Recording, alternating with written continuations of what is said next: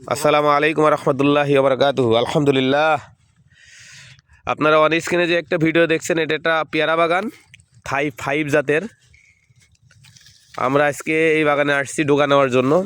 এই দেখেন আমার মিস্ত্রি ডোকাগুলো কেটে নিলাম, আপনার গ্রাফটিং করার জন্য আমার নার্সারিতে নিয়ে যাব। তা আপনাদেরকে দেখাচ্ছি যে আমরা যে ডোকাগুলো কাটি আসলে ওই বাগানের মধ্যে কি পরিমাণ পেয়ারা থাকে হারভেস্ট করার শেষের দিকে। তারপরেও দেখেন কি পরিমাণে এই গাছটার মধ্যে পেয়ারা আছে। এটা হচ্ছে থাই 5 জাতের 12 মাসি থাই 5 জাত বলে, সাদা 5 জাতের ভিতরে বিভিন্ন প্রকার আছে। কেউ মিশরি 5 আছে, কারো আপনার ভাটাম 5 বলে। অবশ্য আমাদের গ্রামের এলাকায় তো নানা ভাষায় নানা কথা বলা হয়, আপনারা আবার কেউ কিছু মনে করেন না। দেখায় আপনাদের বাগানটা কি পরিমাণ পেয়ারা আছে। রেনুর তো অভাব নেই গাছের মধ্যে। আমার এক চাচা আছে বাগানের মালিক, উনি আপনার করে ফেলছে, আজকে ডোকাগুলো সব ছেটে দিচ্ছে রেনু আসার জন্য। হয়তো ওনার ডোকাগুলো ছাটা একটু দেরি হয়ে গেছে। ঠিক আছে, দেখেন আপনাদেরকে দেখাই আমরা যে আপনাদেরকে চারাগুলো দিয়ে থাকি কীরকম জাতের, কীরকম বাগানের, তাই ভিডিও করা। ঠিক আছে, এই যে দেখেন, এই হচ্ছে আমার চাচা। এই দেখেন, আসসালামু আলাইকুম। আমার এই চাচার বাগান। ওই দেখেন আপনার ডোকাগুলো ছেটে দিচ্ছে, শুধু রেনু আসবে তাই, এই আশায়। জানি না আল্লাহ কি করে। প্রতিটা গাছে প্রচুর পরিমাণ ফলন ছিল।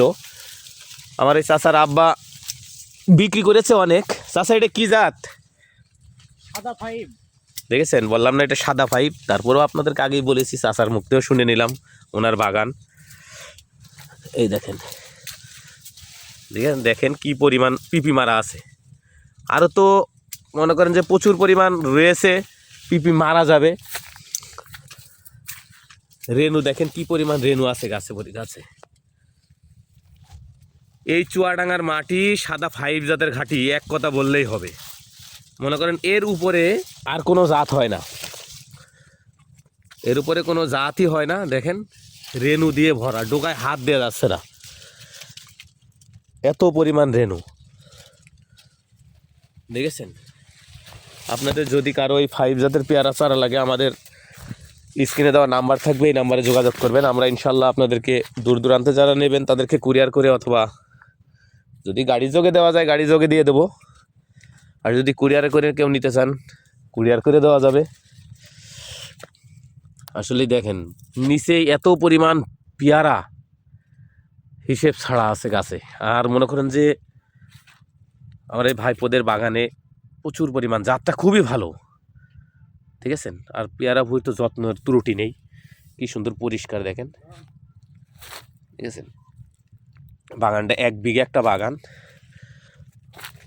দেখেছেন কি পরিমাণ পিপি মারা গাছের ভিতরে। আপনাদেরকে ঘুরে ঘুরে দেখাচ্ছি। আসলেই ব্যবসার আমার মূল উদ্দেশ্য সততা। আমি সততার সাথেই ব্যবসা করতে চাচ্ছি।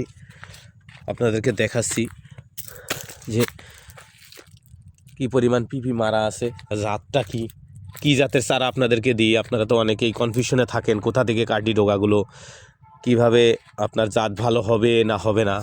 তাই অল্প কিছুদিন ধরে আপনার এই অনলাইনে চলে আসছি, চলে এসে আপনাদেরকে দেখানোর আশা করি। অনেকে দেখছি এখন অনলাইনই করছে, এই জন্য আমিও অনলাইনে চলে আসি মাঝে মাঝে।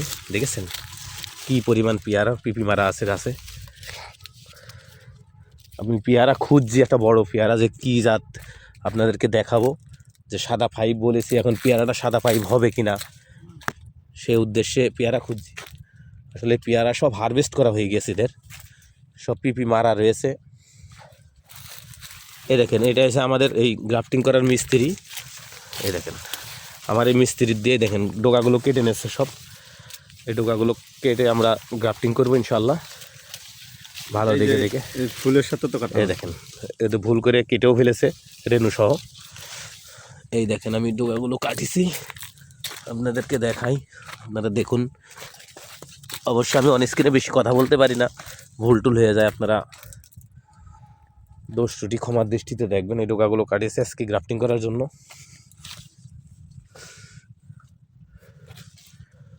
একটা পেয়ারাও তো পালাম না আপনার ইয়ে করার জন্য, দেখানোর জন্য। হ্যাঁ, এই দেখেন, এই দেখেন, আমি একটা ছিঁড়ে নিলাম। এই দেখেন,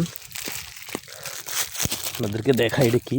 এই দেখেন পড়ে গেছে, এটাকে সাদা ফাইভ বলা হয়। একবারে মনে করেন যে জালি পেয়ারা ছিঁড়ে ফেললাম, ঠিক আছে। এই দেখেন, এগুলো সাদা ফাইভ বলে এগুলোর। ঠিক আছে ভাই, সবাই ভালো থাকবেন। আসসালামু আলাইকুম রহমতুল্লাহি ওয়া বারাকাতুহু।